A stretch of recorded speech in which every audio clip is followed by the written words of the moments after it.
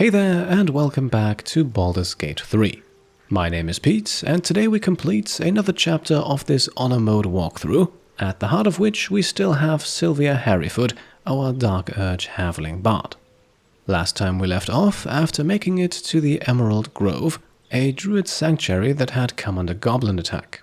Fending off the attackers and ensuring the survival of all defenders, we were allowed entry, learned about the struggles between druids and tiefling refugees, discovered a few of the grove's secrets, and spoke to its inhabitants, including the tiefling leader Zevlor, the strange auntie Ethel, the tiefling Zoru, and Wyll, the Blade of Frontiers, also infected with a mind flayer parasite and very eager to join our party. Now, to prepare for today's episode, off-screen I already emptied out the party chest for more items to sell, distributed its contents evenly among our party to avoid encumbrance, and I gave Shadowheart a Morning Star. Yes, a dexterity-based weapon like a dagger would have a higher chance to hit, but due to the Morning Star's tenacity feature, guaranteeing at least 1 point of damage even on misses, statistically it is in fact slightly better on average despite the lower hit chance. Now then, let's get to it. Wyll has joined our party, or at the very least he has made it to our campsite, so let's have ourselves a brief conversation with the Blade of Frontiers. The Blade of Frontiers at your calling. Now he seems to carry that moniker with some pride and we'll ask him about it in a second. First of all though, let's find out a bit more about how he ended up chasing a devil in the Nine Hells.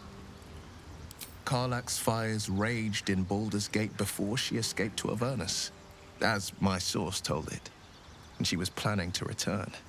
One of the archdevils Ariel's own, chaos incarnate, a devil with pure fire for a heart. I made my way to Avernus to stop her. She fled from my reach, even climbed aboard the Mind Flayer ship as it screeched through the hells. I followed in close pursuit. I can't bear to imagine the lives Karlach might be taking, the damage she might be doing. Now, he mentioned a source that told him about Karlach in the first place, and maybe this source also had something to do with him being able to travel to the Nine Hells, a journey that is probably not quite a walk in the park. A powerful friend with a keen interest in privacy. I'm sworn to say no more. Right, sounds like we'll have to come back to this another time. All right. Anything more we should discuss? Indeed, we should probably learn how that Blade of Frontiers nickname came to be. Doing so will also earn us our first bit of approval from Wyll. My father once said, "One does not pursue a champion's life. One merely answers its call." So it was for me. I was hunting near the Cloakwood when I heard it. A child crying out from a lone farmstead. I found him in the fields, flanked by goblins. His mother's corpse bled into the soil next to him. I don't remember much of the battle, but I remember drying the boy's tears after. Right, and even more approval can be gained here by complimenting Wyll on his actions and telling him that he must have felt proud. Proud? No. Angry. Angry at the monsters preying on innocents. Angry at the so-called good gods for tolerating the cruelty of the evil. Angry at myself that it took so long for me to see the coast suffering. The frontiers demanded a blade, and so I heeded. Right, so perhaps not the most spectacular origin story. However, in the last episode's fight against the goblins, we also saw him use magic, so let's inquire whether there's a bit more to his past that we have not yet uncovered. Baldur's Gate, born and raised. The only son of a single father. He wanted one life for me. I chose another. We haven't spoken since I left the city. A classic drama. A staunch father and his rebellious son. Better heard from the bard's lips than mine. Well, coincidentally, Sylvia Hairyfoot is a bard, but he does seem to remain rather vague here. Still, while we have him, let's exhaust all dialogue options and ask him about his stone eye. Having only one of it working is in fact something he shares with Sylvia. A most vicious one, in fact. It's made from pure bloodstone, carved from the Galena Mountains just north of the Moonsea. A reminder that sometimes blood must be shed and sacrifices must be made. But that story is reserved for lifetime friends and calmer days. Right, and that too seems like something we might come back to later. By all means. Now, let's not forget our main mission, and that is to find a healer to rid us of the parasite in our brain, a fate that Wyll sadly shares, and thus he may be helpful in finding a solution. I've come to know a fair few village clerics, but none with the skill to pull these worms from our heads. From what I understand, there's a healer called Nettie in the Grove. Perhaps she's got the talent. We should pay her a visit. Right, no further ideas apart from Nettie, who we already heard of before, and who we are definitely going to visit later. Still, there's more to talk about, such as Sylvia's memory loss. Seems unusual to me. Then again, we're talking about tadpoles inserted into our brains by rubber-skinned tentacle monsters. There's nothing usual about it. All the more reason to stick close. I think you'll agree. Definitely not a bad idea, if it wasn't for those urges that Sylvia sometimes has. Urges that our other party members have so far dismissed as nothing more than intrusive thoughts. Anger. I understand. We've been preyed on by illithids, suffered insertion of a mind-bending worm. Bloodthirst is another matter. But perhaps not too big of one, if it's a devil or demon's flesh you're wanting to tear. Right, a similar response to Lae'zel's, who proposed directing those urges against some goblins. And speaking of Lae'zel, that is also who Wyll is now going to replace, as we want him to join our active party. Sorry, but there's no room for me. I like how you think. Right, there we are. Wyll has joined the party as our 5th companion and is now ready to be leveled up. His class is that of a Warlock. These are people who unlock magic through pacts made with mysterious and powerful creatures. Charisma is the class's main spellcasting attribute. However, Warlocks are not pure spellcasters. They also tend to be somewhat competent in more traditional forms of combat. Now, just like with Shadowheart last episode, there may be some potential to optimize Wyll's stats a bit further here. However, for now we'll keep him as is, and instead we will advance him from level 1 to 3.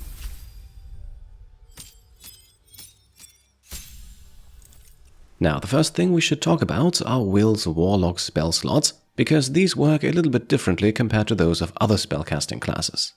Not only do Warlock spell slots recover after a short rest and not a long rest, they're also always of the highest possible level.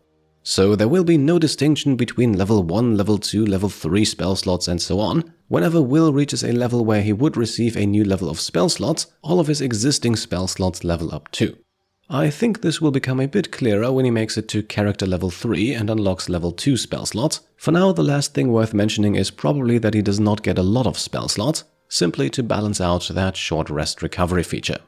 He also gets Eldritch Invocations, we talk about those in a second, but first let's select a new spell, and for Warlocks I think there is one staple of the class that everyone should go with, and that's Hex. Cast as a bonus action, this spell allows Wyll to deal extra damage to a target affected by it. If that target dies, Hex can also be freely moved to another target without expending another spell slot, and finally the affected target also receives disadvantage on an ability of our choosing.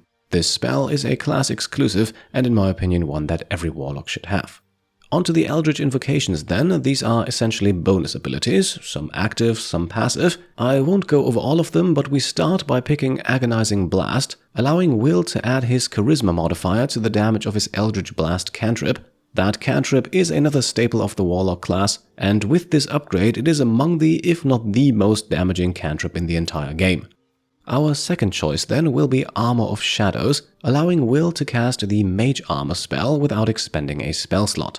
Wyll only has access to Light Armor, and Mage Armor is in pretty much all circumstances better than that, at least until we get to armors infused by magic. Finally then we're going to replace a spell, otherwise the Warlock spell list is fixed. We're going to kick out Arms of Hadar, a short-range area of effect damaging spell that also disables the target's ability to use reactions. Situationally useful, but perhaps not so much considering Wyll's limited number of spell slots. So instead we're grabbing Hellish Rebuke, which deals a bit more damage and can be cast as a reaction. Admittedly, a reaction that only gets triggered when Wyll gets attacked, so on Honor mode perhaps not the best spell either. There is some synergy with other abilities of his though, and later in the game taking the occasional hit will also not be too dramatic. Now, we have made it to level 3 and at this point we get improved Warlock spells. What this means essentially is that all of our Warlock spell slots are now level 2 spell slots. As you can see, we can now also select level 2 spells. There are a few here that we are already familiar with, and one of those we actually also select in Misty Step, a bonus action spell to grant Wyll some extra mobility. Very useful to get him into the heart of the fight and also back out of it should that be necessary. Now at level 3, Warlocks also select their Pact Boon, essentially a special gift received from their patron. Pact of the Chain here would allow Wyll to summon a familiar, a spirit that can take the form of an animal or another small creature. Such a familiar can be situationally useful, but in my opinion there are better options. The Pact of the Tome, for example, expands upon the Warlock's spellcasting, and it does so by adding 3 new cantrips, so no spells that would further stress Wyll's spell slots. Nonetheless, and I think some of you may have seen this coming, we are going with Pact of the Blade. This allows Wyll to magically bind to his weapon, and further allows him to use his charisma modifier for attack and damage rolls, in addition to that damage now becoming magical. This will be a huge boost to Wyll's dueling capabilities, and also finally concludes this part. Now at this point, there are a few more changes we want to make to fully optimize his abilities. First and foremost, we want to remove his armor and replace it with a simple robe. This brings his armor class down from 12 to 11, but we can bring it back up to 13 by giving him a shield. Dual wielding is something that even a Pact of the Blade Warlock should not do in the early game. At this point, we can now use Wyll's new Eldritch Invocation to cast Armor of Shadows, a non-spell slot consuming cast of Mage Armor, increasing his armor class by 3, lasting until the next long rest. Wyll can also bind with his currently equipped rapier, making it his pact weapon. This now allows him to use his +3 charisma modifier for attack and damage rolls with the weapon. So Wyll now sporting an increased damage output of 4 to 11 and a respectable armor class of 16, but there's more we can do. Using one of his only 2 spell slots, we can now cast Armor of Agathis, a spell that, because it is now cast with a level 2 spell slot, grants Wyll 10 temporary hit points, in addition to the ability of dealing a fixed 10 points of cold damage to any creature attacking Wyll from melee range. Combine this with an ability like Hellish Rebuke, and I think you can start to see why it may be occasionally useful to have Wyll at the center of the fight. The Warlock can deal a pretty substantial amount of damage as a reaction to getting attacked, and all of this happens without consuming an action or bonus action of their own. Now with Sylvia, let us quickly cast Longstrider on Wyll, and with that we're pretty much good to go. However, before we leave camp, let's quickly get our companions' opinions on our latest recruit. I've known a few Warlocks in my time. Talented, of course, though sometimes too eager to listen to the devils on their shoulders. Comes with the territory, unfortunately. The Blade of Frontiers. Let's hope Wyll lives up to his name. We'll need all the help we can get. So, we're traveling with the famed Blade of Frontiers. I feel safer already. The Githyanki people have a word for men like the Blade of Frontiers. Shalak. Roughly translated, idealist do-gooder. Or better yet, benevolent burden. His confidence is an asset. His pursuit of valor, not so much. Right, here we are then. Let's leave camp now and finally return to the Emerald Grove. We continue right where we left off last time, and with all of the items from our party chest now in our inventory, I'd say it's time to make some more money. Need anything else? Of course, but please, remember, you're not the only one in need. As you can see, we earn almost 400 gold selling axes, armor, weapons and other small items. I had secretly hoped for Erin's trade inventory to be refreshed by now. Sadly, that's not the case, but just to make sure, I also checked with the other trader in the area, the Tiefling Demon. Looking for steel? I have, well, something close. And what can I say, we get lucky with him. Not only does he sell a magical +1 crossbow, dealing 1 point more damage than our regular one, he also sells a +1 hand crossbow, and this is what I have been hoping to find for quite a while now, as hand crossbows have the light attribute and can thus be wielded using only one hand. Finally, Damon also sells a hunting shortbow. Admittedly, this one he already had available on our first visit, and this shortbow gives its wielder advantage against monstrosity-type enemies, of which we may or may not encounter a few very soon. In addition, it also allows its wielder to cast Hunter's Mark, a damage boost not quite unlike Hex, the spell we just discussed a few moments ago. And the best thing, altogether these 3 items cost us more or less exactly what we just made earlier, and I think they should serve us quite nicely. The most important find though, probably that hand crossbow. Yes, it doesn't deal quite as much damage as Sylvia's light crossbow, but, and this is the crucial bit, because of its light attribute, it can be dual wielded. And conveniently enough, we kept a spare one that we found all the way back on the Nautiloid, and so our halfling Dark Urge Bard, Sylvia Hairyfoot, is now a proper gunslinger. Now, the +1 light crossbow that we just picked up will go on Shadowheart. After respeccing her, she should be quite serviceable with it, not to mention that the crossbow's +1 enhancement also applies to attack rolls, so it should hopefully help increase her combat reliability. Up next then, it is time to continue our tour through the Emerald Grove. There are a few containers over by the shack here on the left side that I overlooked last time. Most of them have some food items inside of them, useful supplies for the next long rest, and none of them are marked as stealing. Moving on then, we continue past the Tiefling training grounds and encounter Tauron, a Tiefling standing nearby to some oxen. This place is a bloody death trap, not a sanctuary. You should clear off while you can. Right, this not entirely reassuring message is all we can get out of him. Let's approach the animals. That might be worth a look. Succeeding on a passive perception check reveals something hidden in the haystack, a pouch containing some gold and a gemstone. Let's take it and then use our Speak with Animals spell to talk to the hungry ox. Be gone. I am hungry. Well, stating the obvious, are we? Perhaps their bored companion has a bit more to say. Another one. What are you under there then? Ant? Or ox?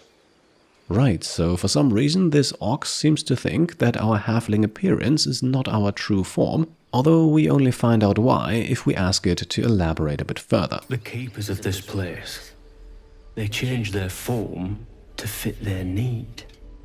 They become birds to hunt on the wing, bears to tear flesh with teeth. But for me, only oxen, only same old hay, and I cannot even eat it, because the horned ones hide their shiny bits inside. And indeed we have noticed that already, so instead of pursuing that path of the conversation, let's try to cheer up the ox. After all, tempers are already not in the best place around here. No need to have the animals be depressed as well. When the horned ones leave this place, I will lie in the back, and you will pull, noble one. Right, big plans this one seems to have, so let us now approach the strange ox. Sure I care for the way that ox is looking at me.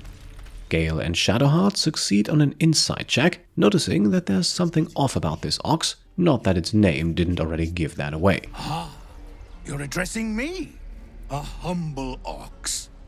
How quaint. Now, the Arcana check here will advance the conversation to the next stage, so let's ask the other 2 questions first. And indeed, considering that we're inside a druid grove, it seems odd that this ox does not get spoken to at least occasionally. A druid or 2, I suppose. But the novelty remains fresh. Right, a somewhat satisfying answer, I suppose. Let us inquire more about its background then, specifically whether it is part of the druid grove or came with the Tiefling refugees from El Terrell. I suppose I did. Yes. I had quite a life in El Turul. Chewing cud, pulling carts, etc.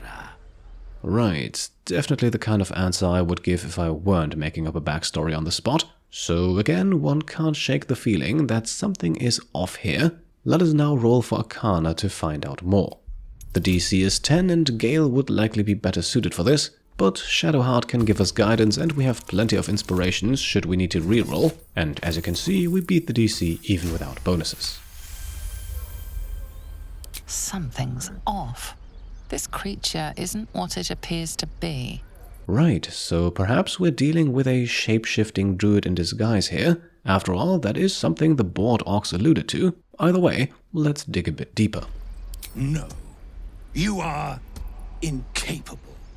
Right, so with the Ox at least not refusing our assumptions, we now unlock a few skill checks. And obviously, as always, we are going with Persuasion. We are guaranteed to beat a DC of 10 unless we roll a 1, in which case we could reroll thanks to the Halfling Lucky Feat, but as you can see, that won't be necessary. I'll tell you this much. I'm going to Baldur's Gate, with or without the rest of these poor sods. Now, that's all I have to say besides, and I really mean this, moo. Nothing here for you. Right, perhaps no druid in disguise after all. Exactly who or what this strange ox is remains a mystery for now though, so let us keep going then and meet a curious tiefling child. He stares right past you as if you're invisible or boring. Well, we're not going to turn around just yet. Instead, let's ask the kid if he's alright. Maybe there is more to him than meets the eye, even if his eyes don't meet ours. Right, and because asking him another question seems somewhat pointless, let us just grunt ourselves. Maybe there is some sort of secret language here. He's still staring right past you. Right, and at this point no other choice but to turn around and follow his gaze. Let's see what that gets us. You see nothing out of the ordinary. As you turn back, the child slips between the rocks.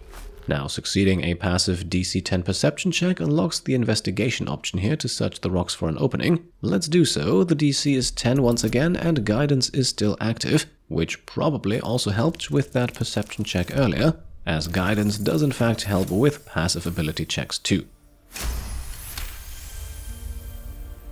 You find the edges of a concealed entrance. Right, now finding this entrance earns us 15 experience points, and that is mainly what we did this for. We are not going to use the concealed hatch just yet. Instead, from the cart in front of us, we're going to take the metallic gloves, which are once again not marked as stolen. And speaking of gloves, at this point we're also going to put the Gloves of Power on Sylvia. The Absolute Bane bonus is not enabled, but it does give her a +1 bonus to sleight of hand checks. The metallic gloves meanwhile go on Shadowheart for a +1 bonus to strength saves. At the moment, Shadowheart is very much the tank of the party, and this item reinforces that role just a tiny bit further. Now, right next to the cart here, there's also a locked chest. And normally this would be a task for Asterion, but he's not in the party at the moment, and I also don't want to bring him just for this. Gale needs to stay with us for approval reasons, Shadowheart for guidance, and Wyll because he's new and we're going to have some combat later. So with a bonus of at least 6, Sylvia attempts to pick the lock herself, and what can I say, she's rolling pretty damn well today. So that's the chest unlocked, inside some gold and an arrow of lightning. Useful stuff, and once again not marked as owned by anyone. Further down the path then, more tiefling kids, perhaps these are a bit more talkative. At the very least, Mattis here seems to be eager to grab our attention. Hold out your hand, lady. Let me show you something. Go on, take this ring. It's lucky.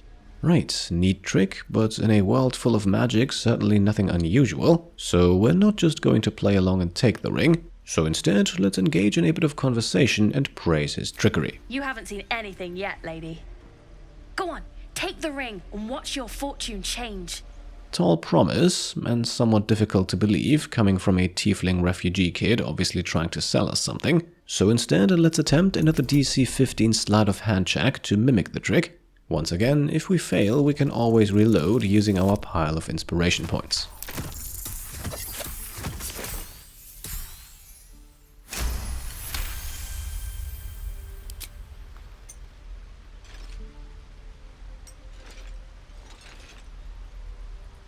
Weeping, bleeding hells! Okay, maybe you don't need extra luck. But since you're already holding the thing, call it heads or tails. Right, and since we don't want to be mean here and pocket the ring, the kid might be useful after all, let's play along and call heads. Heads it is. See? That's the kind of luck you get from one of my lucky rings. I've got more where that came from. Real cheap too. Interested? Well, one can't help but feel that he's trying to lure us into some sort of scam, and while we could now make him toss the coin over and over again, let us instead ask to see his wares. You got it. One sec. That's what I got.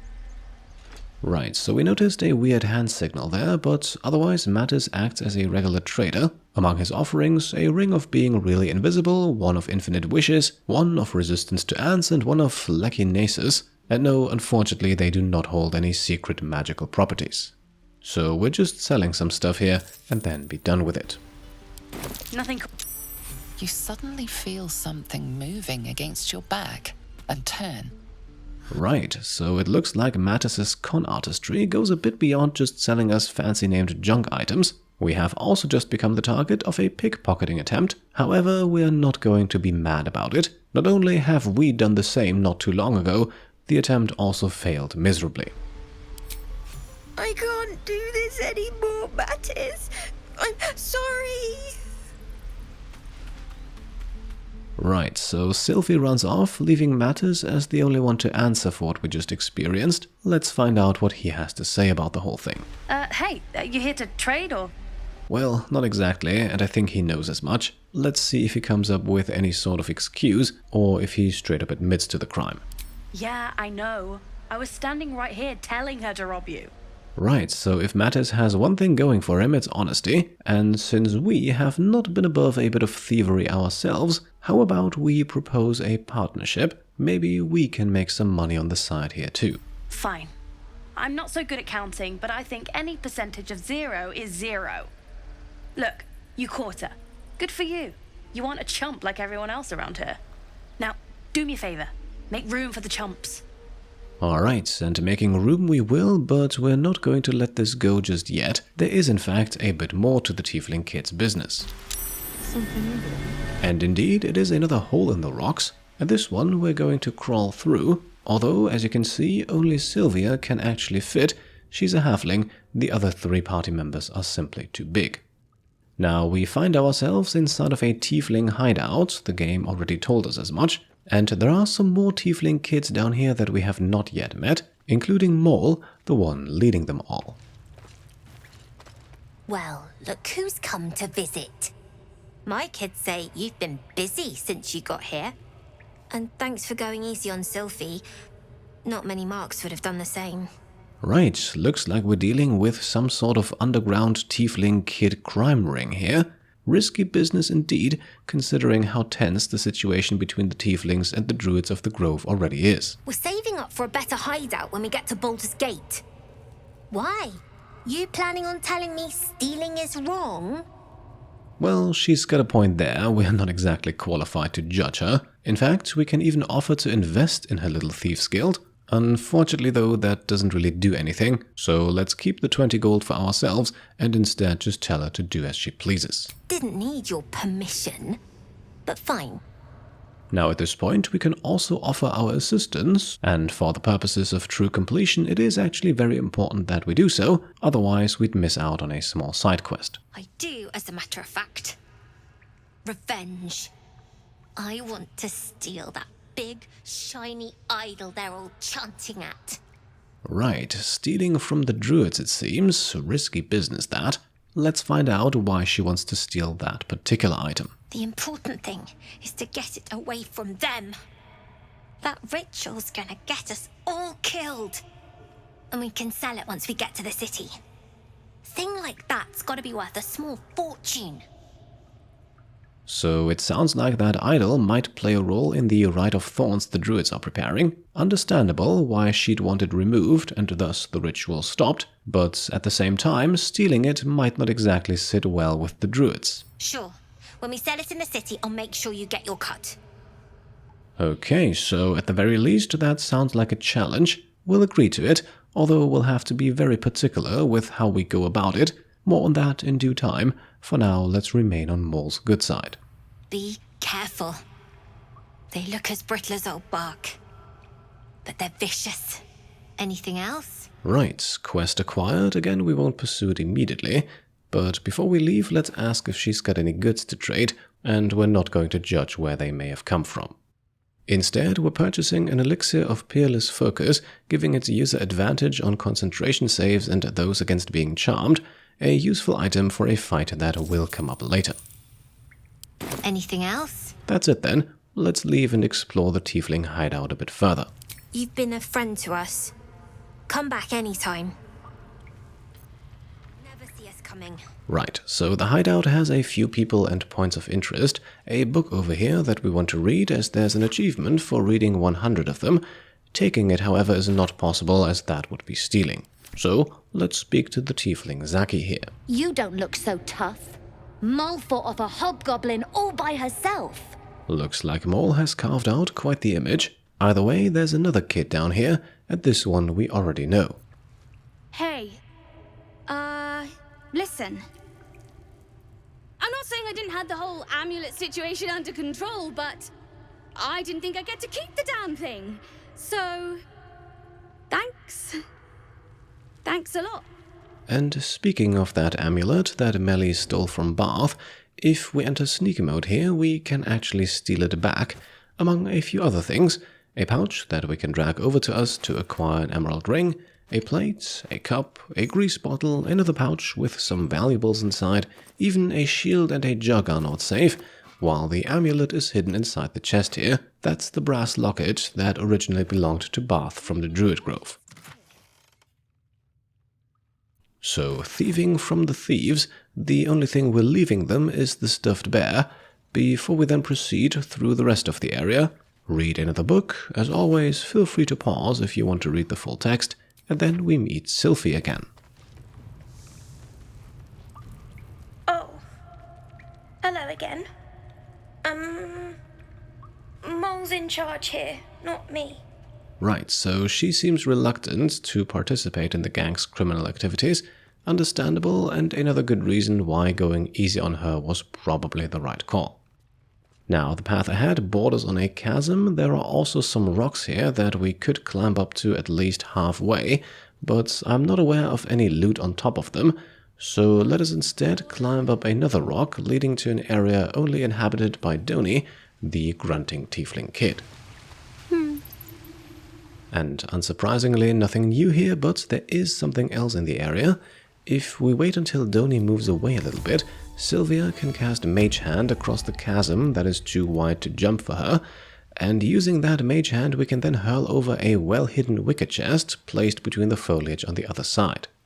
The chest does not break upon impact, allowing Sylvia to grab its contents, some gold and a scroll of burning hands.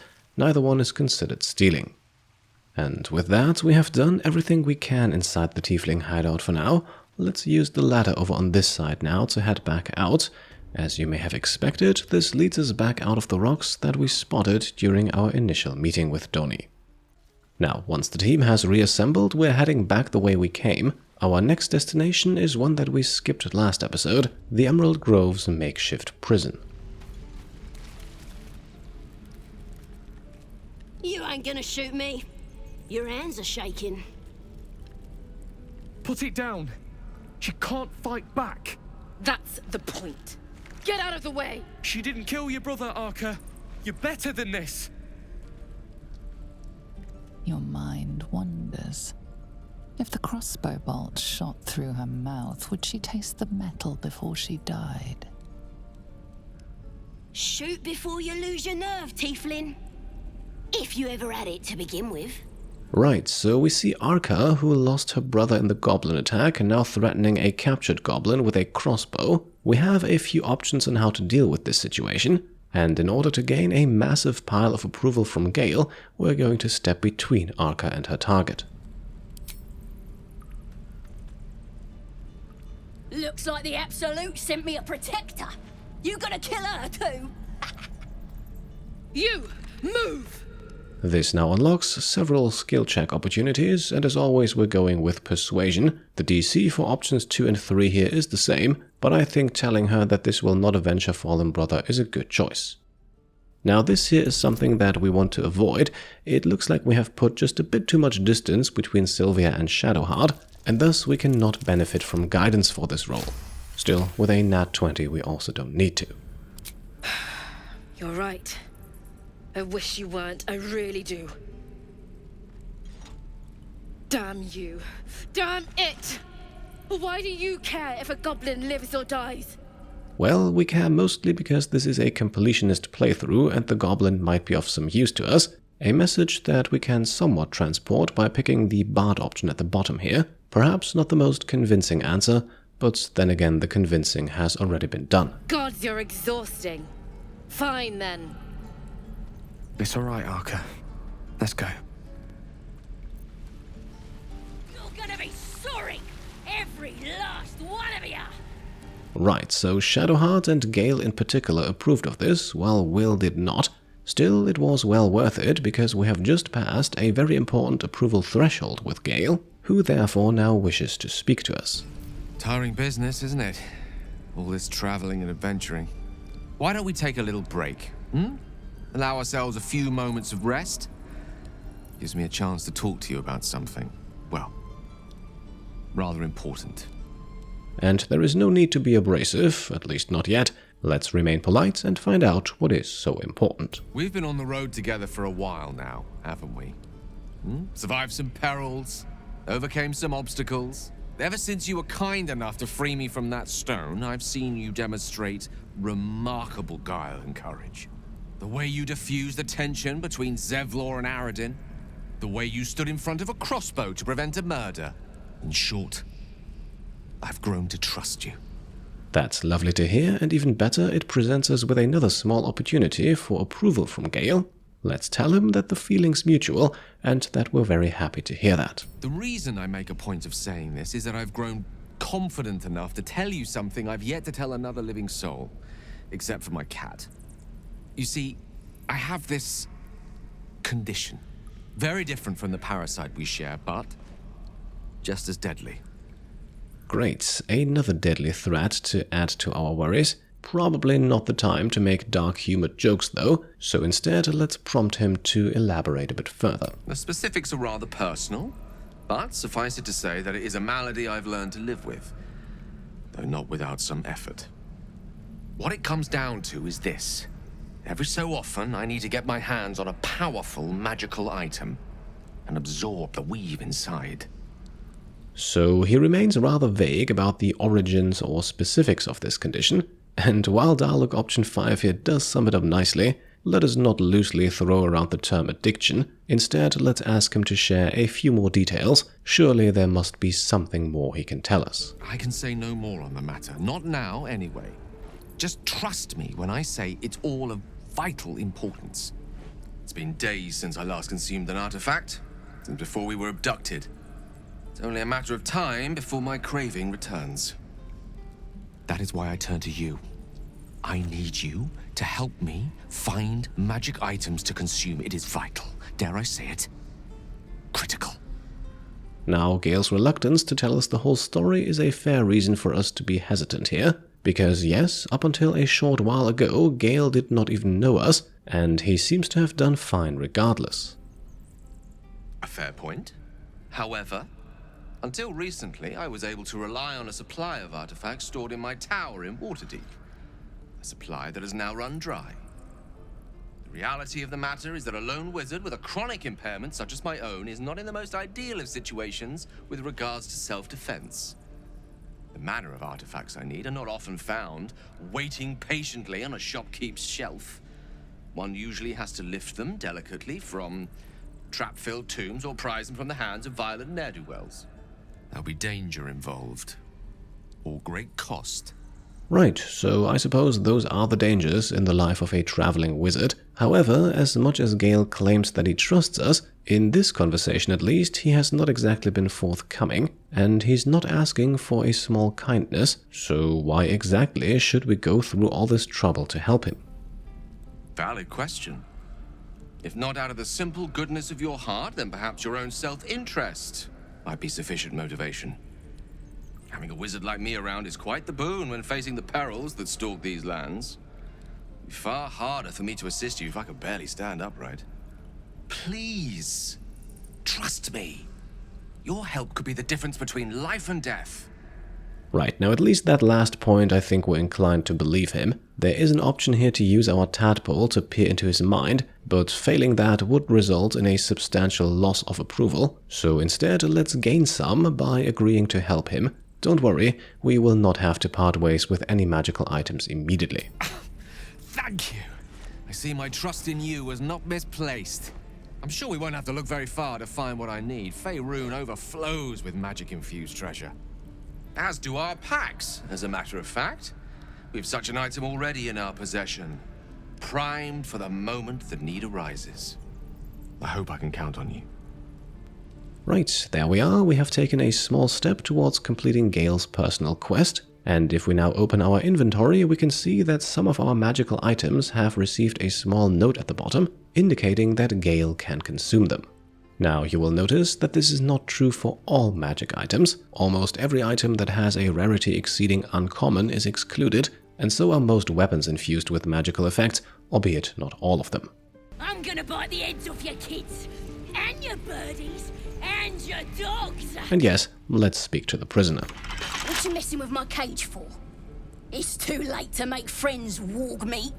My tribe's coming. They're gonna burn this pretty place for the glory of the Absolute and hang you by your guts.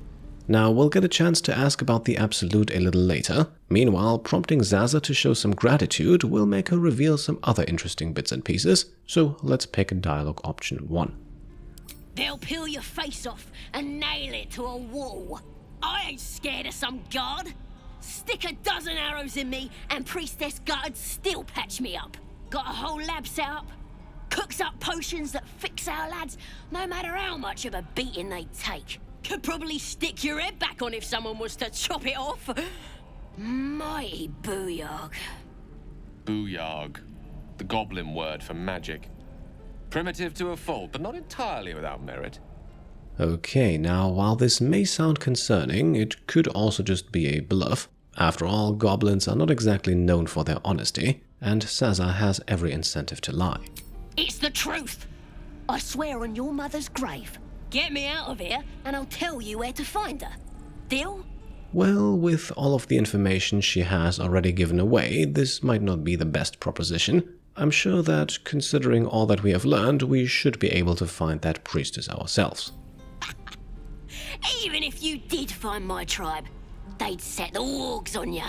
You need me. Get me out of here, and I'll tell them what a good friend you are. Now, agreeing to her deal will earn us another small improvement penalty from Wyll. Nonetheless, especially for a completionist playthrough, I'd say it's the right call, simply because it gives us a few more options once we eventually reach those goblins. Not to mention that getting Sazza out of the Emerald Grove is a small quest in itself, one that will actually take us the rest of this episode to complete. Then hurry up and do it. My tribe ain't as friendly as I am. Let me out, you bunch of softies! Now, letting her out of the cage is something that we would normally once again rely on Astarion for. As you can see, the cage door is locked. This time, however, Shadowheart is nearby to cast guidance. The DC is also only 10, and again, we can reroll should we fail.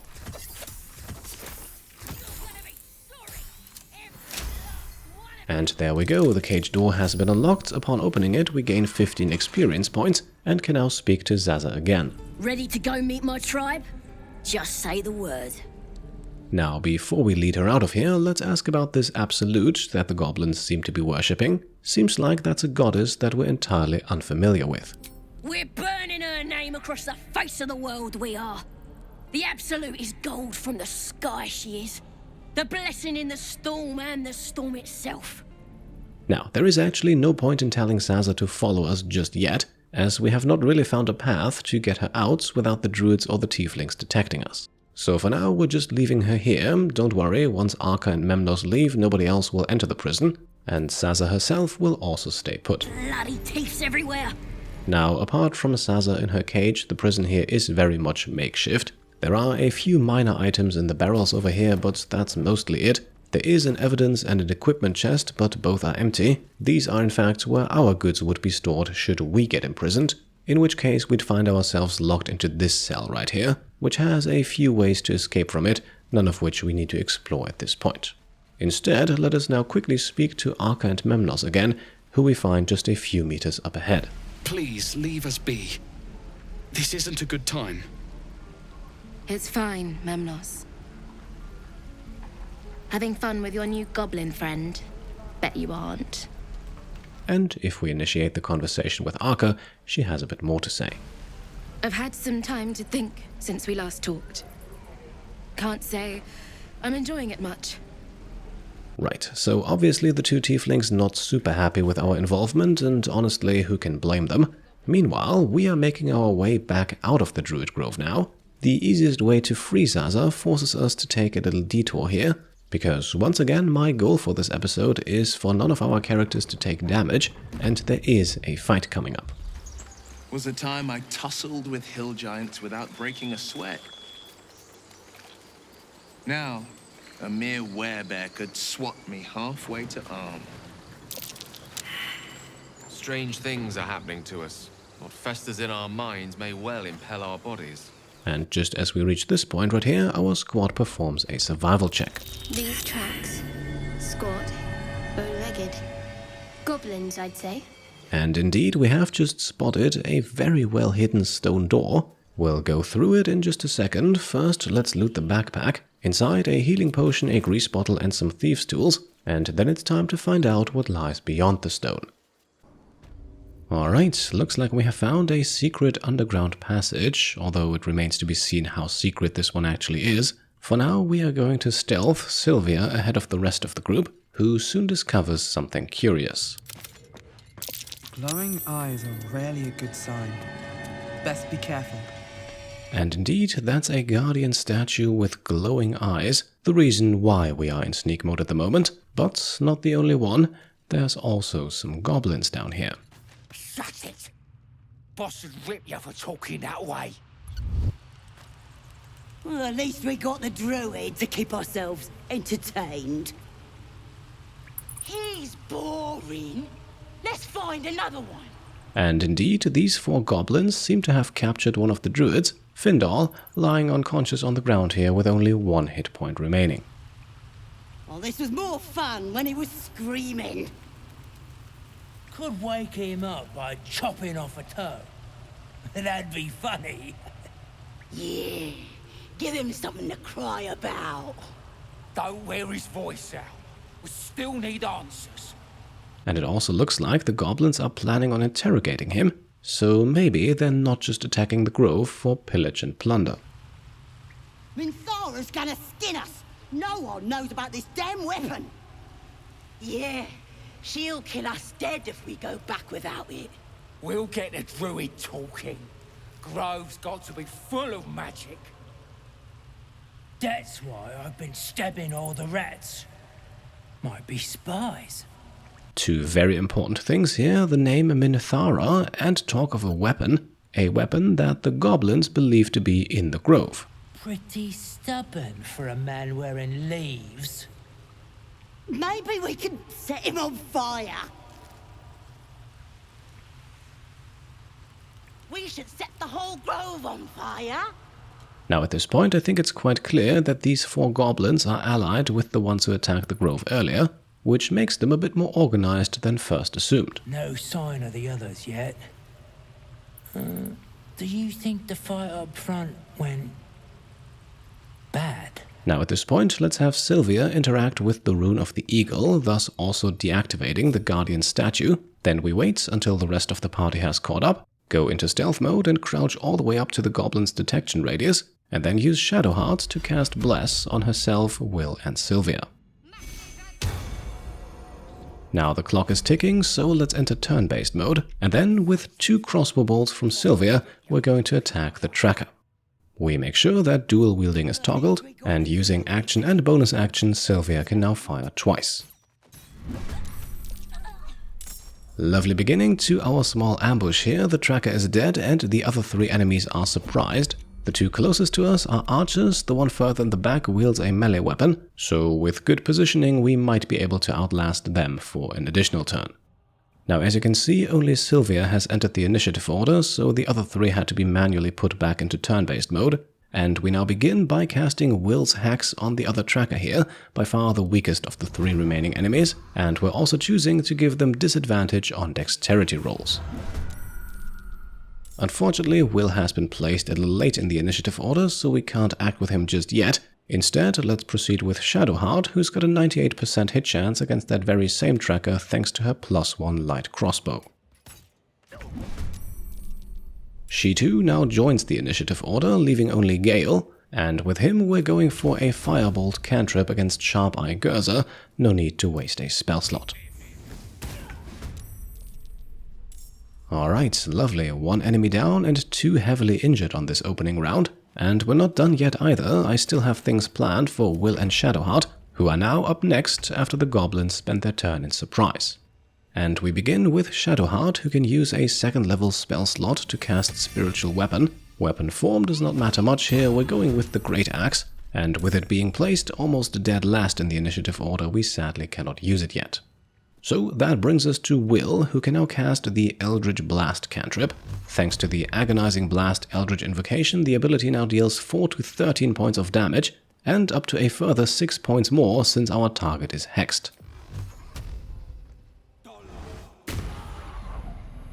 A bit overkill perhaps on a goblin with only 2 hit points remaining, but it ensures that we get a kill on an enemy who otherwise would have gotten to act early in the initiative.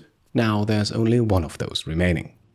And since Gale can't do much with a bonus action, let's end his turn and bring it over to the Spiritual Weapon. Once again, that melee enemy we can safely leave be for now. Our primary target for now is Sharp Eye Gurza.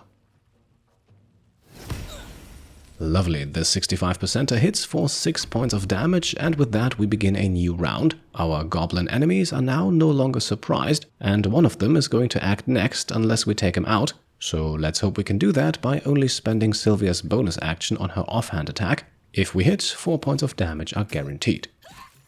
And there we go, 15 more experience points earned and only 1 enemy remains, and Sylvia Hairyfoot still has her action left to shoot them.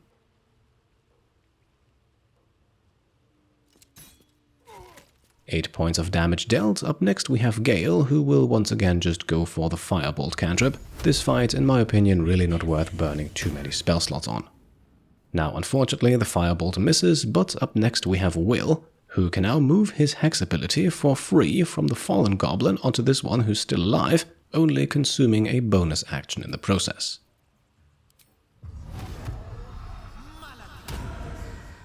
Obviously then we're going to follow that up with another Eldritch Blast. Let's see if that's enough to deal 15 points of damage. And it is 17 points of damage, and just like that, the goblins are defeated. Now, before we head down there to loot their bodies or help the Druid Findal, we have some looting to do up here. I am not entirely sure whether these chests and crates are supposed to be a goblin or a druid stash. Considering that most of the items found inside are used for either thievery or combat, I'm leaning towards the goblins. Either way, now it all belongs to us, including a very useful elixir of barkskin, capable of boosting its user's armor class up to 16. Now that's all we can find in this pile, but there's more to be discovered if we turn our torch on and move a bit to the right. A trap.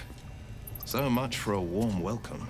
And indeed, this chest has a trap on it, and one that we likely do not want to spring, considering the 2 explosive barrels right next to it.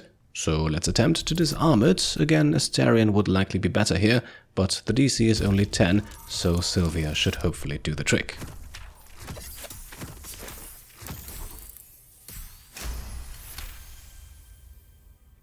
And there we go, trap disarmed. That leaves the chest itself, which is sadly locked. This now a DC of 15, not quite such a safe success, but Sylvia rolls a 17 and easily cracks the lock.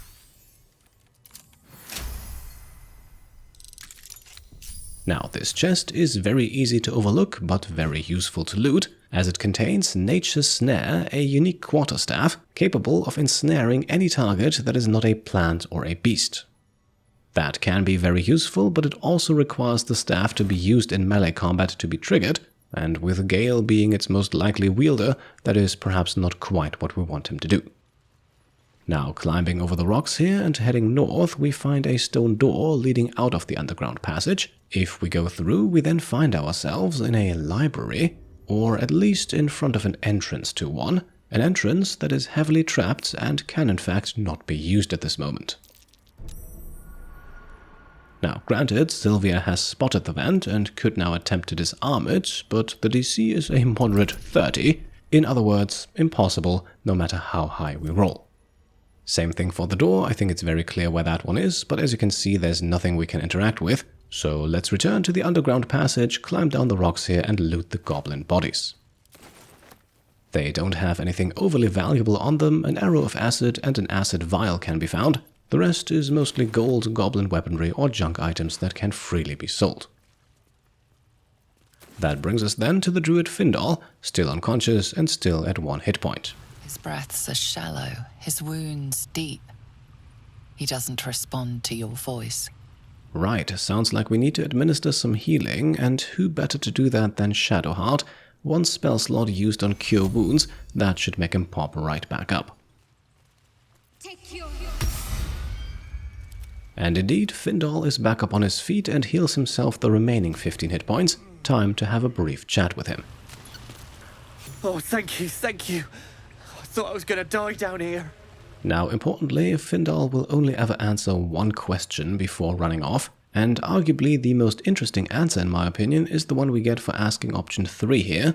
Why did the goblins leave him alive instead of just killing him? They were asking questions about a weapon. I told them the only weapons here are the ones the Foulbloods brought. I must tell the others what happened. I stepped careful. There are traps in these tunnels. And thank you again. Right, more talk of that mysterious weapon, but most importantly, Wyll has received an inspiration, and that is in fact our 10th inspiration in this playthrough, which means we have just unlocked the roleplayer achievement. And one more will follow in just a second as we now deactivate the rune of the bear here, rendering that bear statue overlooking our path onwards harmless. However, that is not the only bear statue in this underground passage. There is another one over here that has now also been deactivated. Unlike the wolf statue right next to it, its rune at the bottom of the pillar here. Now, there is an easy way to deactivate it by switching to Wyll and entering turn-based mode, and then casting Mage Hand right next to the rune. Turn-based mode is crucial here, otherwise the Mage Hand will get shot with a firebolt immediately, and we can only use this cantrip once per short rest. With the Wolf Guardian now deactivated too, we can leave turn-based mode again and switch to Shadowheart. In fact, any character larger or stronger than Sylvia will do, as Miss Hairyfoot is the only one who cannot jump this gap. However, getting across to the other side is very important, Something over there. as we have just located another dirt mound. Shadowheart can dig it up, and since this marks hidden treasure number 5, we unlock the Dig for Victory achievement. The chest, meanwhile, not holding anything truly spectacular, but an elixir of fire resistance might come in handy. The rest is gold and alchemy ingredients, but there's more. A dead human lies at the bottom of the pillar, an environmental clue about the danger of those statues, and from the body we can loot some more valuables, including a charred key. This one is used to open the trapped chest that we already looted earlier, so we could have saved a set of thieves' tools there. Then again, we still have plenty of them. Now, at this point, our party heads north towards a third and final exit out of the underground passage. There is nothing more to find down here.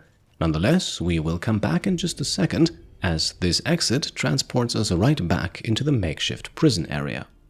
So the underground passage will be a handy tool in getting Sazza out unseen. However, first of all, let's climb down the vines here to explore another small path below the prison, a path that is slightly dangerous. I don't like the look of that mushroom. I should stay clear. And indeed, the malnourished torch stalk here is one thing we want to avoid. These things go up in a fiery explosion if one gets too close. Best to deal with them from afar. There is a second one just a few meters up ahead that suffers the same fate. And then the path towards that other prison cell is clear. I just wanted to briefly show you this. You can jump the gap here from both sides, so that's one way of escaping the prison should you ever find yourself in it. There is another mushroom at the top though, so be careful. Alternatively, the prison door can also be picked. The DC is a moderate 15. Doing so at this point though earns us no experience points, so let's save the thieves' tools. Instead, let's make our way back into the prison area proper to speak to Sazza, who we can now safely escort out of here. Ready to go meet my tribe? Just say the word. And indeed, at this point it is safe for her to follow us. This will lose us another point of approval from Wyll though. Happily. Lead the way. And leading the way we will, I think we can abbreviate this. With Sazza in tow, we enter the underground passage once more, run through the mud all the way across to the other side.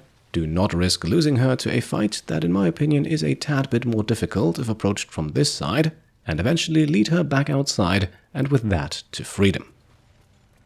Thought I was never gonna get out of there. Good to be free again, gotta say. And well, we had a deal and Sazza has not run away just yet, so chances are she's going to keep that promise she made us. Never break a promise, unless there's something in it for me. I'll introduce you to my whole tribe and put in a good word for you. See you at the camp. And there we go, Sazza has been freed and we can watch the red-haired goblin run off. This also a nice clue to where we might find the rest of her tribe. But for today I think we have reached a good point to wrap things up. Let's take a short rest here to replenish some resources. Wyll gets all of his spell slots back, and both Sylvia and Gale recover the use of their mage hands. Next time then, I think we will finally be able to conclude our business in the Druid Grove, at least for the time being. I think you can start to see why I was and still am extremely hesitant about making this a full playthrough. Today's episode was actually planned to be a shorter one. Well, you can see how that turned out. Have you wondered what people will say, Wyll, when they find out the monster hunter is becoming a monster? I've faced countless perils and conquered them all. This will be no different. I've always had a soft spot for the confident ones. They always disappoint, though.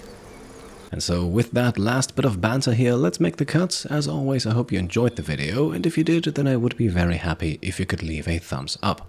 If you like what I'm doing and want to support me and my channel further, go ahead and subscribe to stay up to date, grab some merch over on shop.petecomplete.com, become a Patreon supporter or a channel member. Thank you all for watching, and I'll see you next time. Cheers.